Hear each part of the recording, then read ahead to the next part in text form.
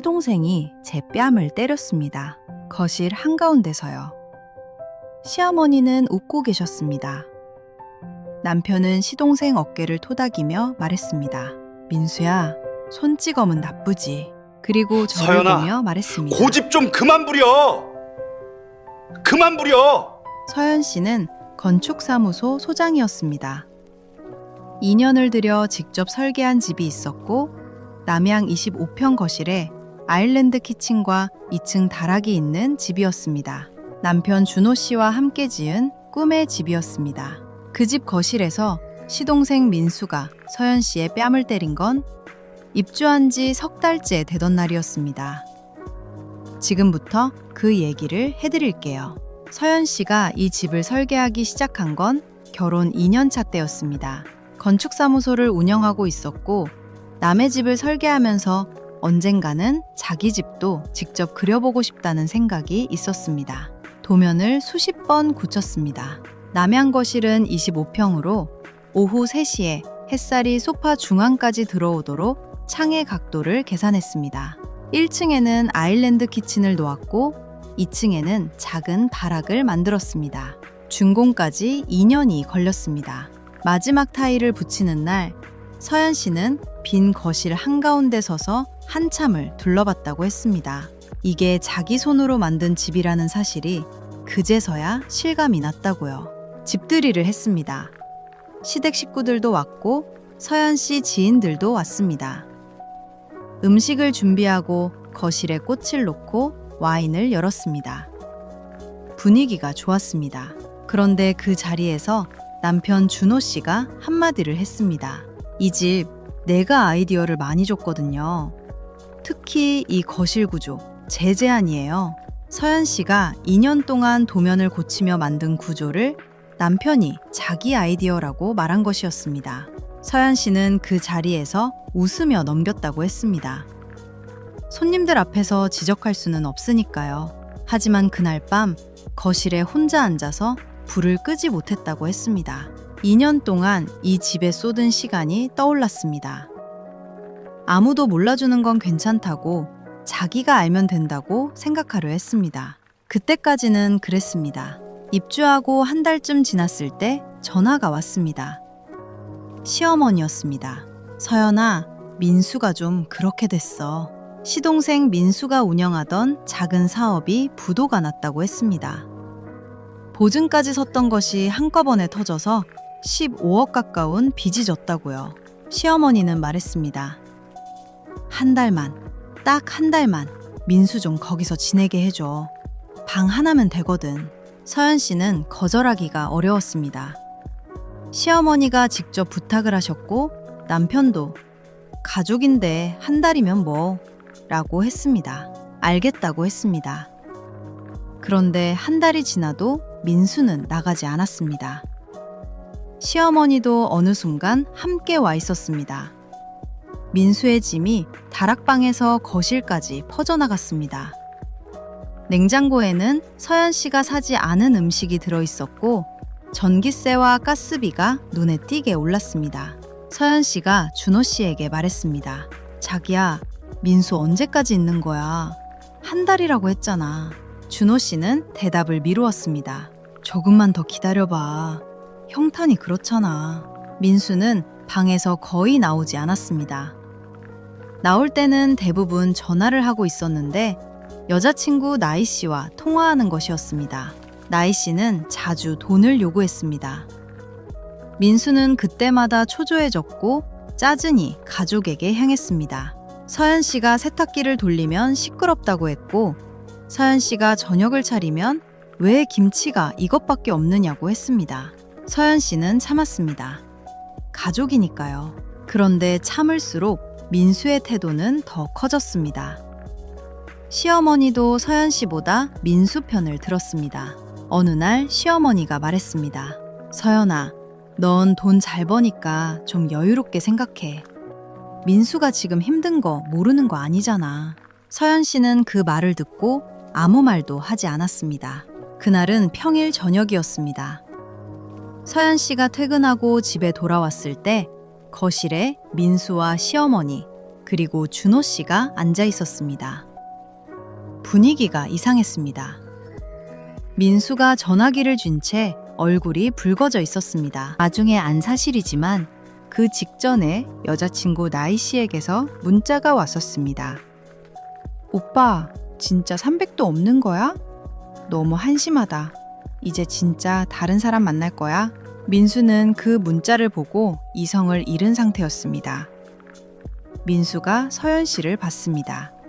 그리고 느닷없이 말했습니다. 형수, 이 집 우리 형 이름으로 공동명의 넘겨요. 형수는 돈이 많잖아요. 서연 씨는 잠깐 멈췄습니다. 이 집은 서연 씨 명의였습니다. 서연 씨가 설계하고 서연 씨 돈으로 지은 집이었습니다. 그건 어려워요. 서연 씨가 답했습니다.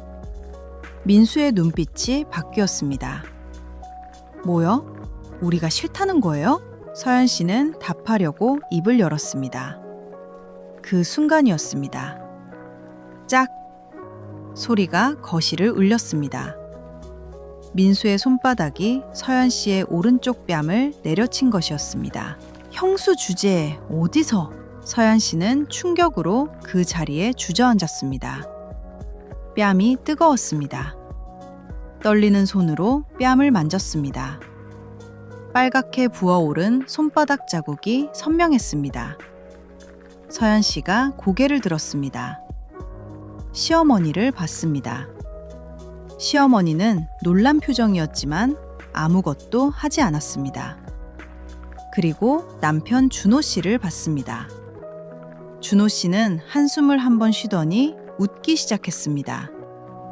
그리고 민수의 어깨를 가볍게 두드리며 말했습니다. 아이고 민수야, 손찌검은 나쁘지. 그러고 나서 서연 씨를 보며 한마디 더 했습니다. 근데 서연아, 민수 말도 틀린 건 없잖아. 고집 좀 그만 부려. 시어머니가 거들었습니다. 맞아, 여자가 시동생한테 대드니까 그런 거지. 서연아, 좀 참아. 서연 씨는 바닥에 앉은 채로 세 사람을 한 번씩 봤습니다. 남편, 시어머니, 시동생. 거실은 서연 씨가 2년 동안 설계한 그 거실이었습니다. 오후 3시에 햇살이 소파까지 들어오게 만들었던 그 창이 지금은 저녁이라 아무것도 비추지 않고 있었습니다. 서연 씨는 그 자리에서 천천히 일어났습니다. 아무 말도 하지 않았습니다. 방으로 들어가 문을 닫았습니다. 그리고 휴대폰을 열어 홈캠 앱을 확인했습니다. 거실에 설치된 홈캠이 그 장면을 전부 녹화하고 있었습니다. 서연 씨는 그 영상을 저장했습니다. 그리고 변호사 유진에게 문자를 보냈습니다.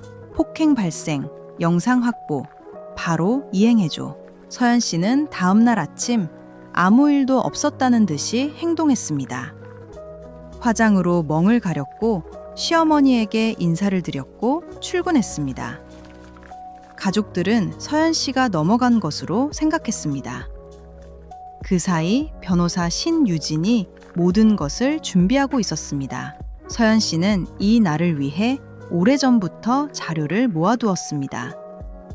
집의 등기부 등본, 건축비용 전액 서연 씨 명의로 된 영수증, 준호 씨 앞으로 집을 증여한 것으로 볼 수 있는 법적 근거, 그리고 홈캠에 찍힌 폭행 영상. 유진이 준비한 서류는 3가지였습니다.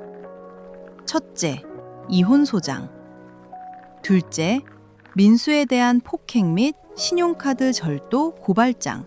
셋째, 준호 씨 앞으로 나가게 될 증여세 고지서. 이 집을 서연 씨가 지었지만 혼인 중 취득한 부동산으로 처리되면서 증여세 문제가 발생할 수 있는 구조였습니다.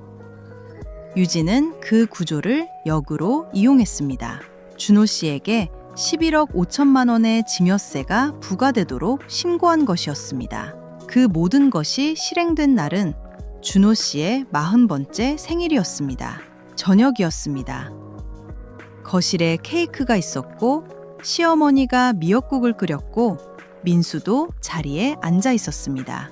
준호 씨가 초를 불려는 순간 초인종이 울렸습니다. 문을 열자 정장을 입은 사람 3명이 서 있었습니다.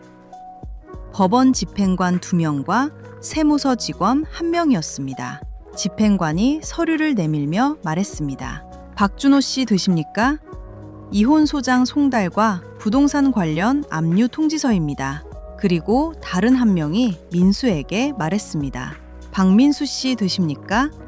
폭행 및 신용카드 절도 건으로 고소장이 접수됐습니다. 세무서 직원이 증여세 고지서를 내밀었습니다. 증여세 11억 5천만 원.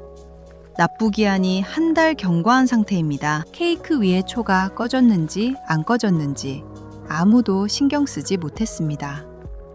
준호 씨의 얼굴이 하얗게 변했습니다. 시어머니가 주저앉았습니다. 민수는 서류를 받아들고 읽다가 바닥에 무릎을 꿇었습니다.